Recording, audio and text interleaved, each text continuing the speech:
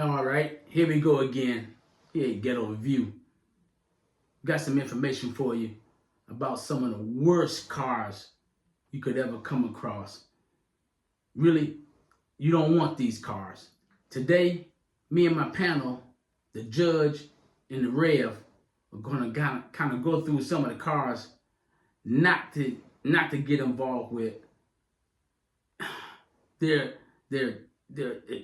cheap to buy. They look good, but they'll just worry you to death. So starting off, we're gonna let the Rev talk a little bit about some of the incidents and some of the cars, he's had trouble with over the times at the church and the funeral home. Yeah, how you doing? This is Rev here. Yeah, some of my experience at Cadillac DeVille, use them as a hearse. That car stays in the shop, overheating. That North Star engine always has a problem with it. What I can't understand is why they won't just make a hearse, take a Toyota and make it into a hearse. We never break down, never had to put it in the shop. Had a couple of people come down to the church.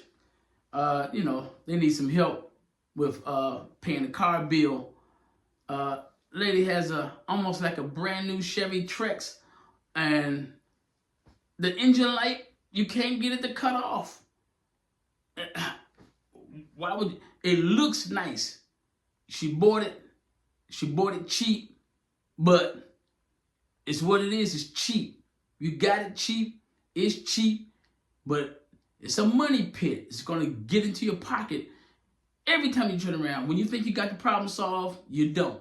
Cars that fall into that same category: Chevy Equinox, Chevy Malibu, Chevy Sonic, Chevy Cruze. Chevy Cruze leaks antifreeze everywhere. Everything's made out of plastic.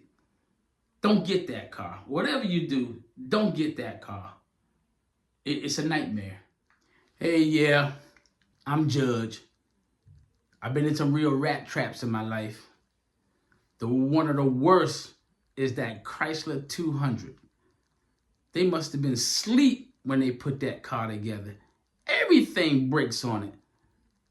Engine's not reliable. Transmission's not reliable. Window motors just break just out of nowhere. Terrible car. Then you got that Jeep Compass. Piece of crap. Don't get it. Don't waste your time. Don't waste your money. It might be inexpensive. You just pay for it later. You got that Ford Focus. Yeah, Focus. I don't know what it focuses on, but it focuses on getting that money out your pocket, because that engine light will stay on, car will overheat, antifreeze leaks. You just keep running it down. A lot of problems. For whatever you do, I know you want to look nice, but do not get that Audi. Do not get that Volkswagen. They're just overbuilt junk. If you don't have the money, you're going to look nice for a little while, but you're going to have some car problems quick, really quick. And by all means, leave that Range Rover where you find it. Just don't look at it. Don't put any money on it. Don't test drive it.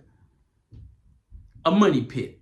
Now, take note of what they were saying. Those cars, if you don't want to end up on this tow truck behind me, I would kind of stay away from those cars.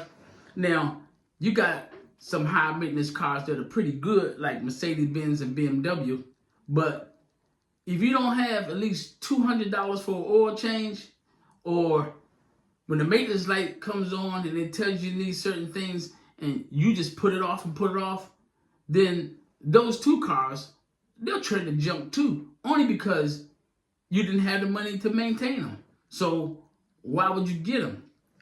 Now, believe me, some of the cars that I'm about to tell you that you could put your money behind and that car will run forever. Some of the best cars: Toyota product, Lexus, Acura, Infiniti, Honda, Volvo, Nissan, Subaru, and you might get throw in Mazda, but some of the Mazdas are tied to Ford. I would say Kia and Hyundai, but they've been having some issues with the engine that's on the smaller cars, 2.4, at about 100,000 miles. The engine out of nowhere seems to lock up. And the cars that aren't push button start, you started with the key. Now you could take that car in about 5 minutes. Yes, a 13-year-old child can take that car in about 5 minutes. You'll go into the store, into the gas station, come back out, car's gone.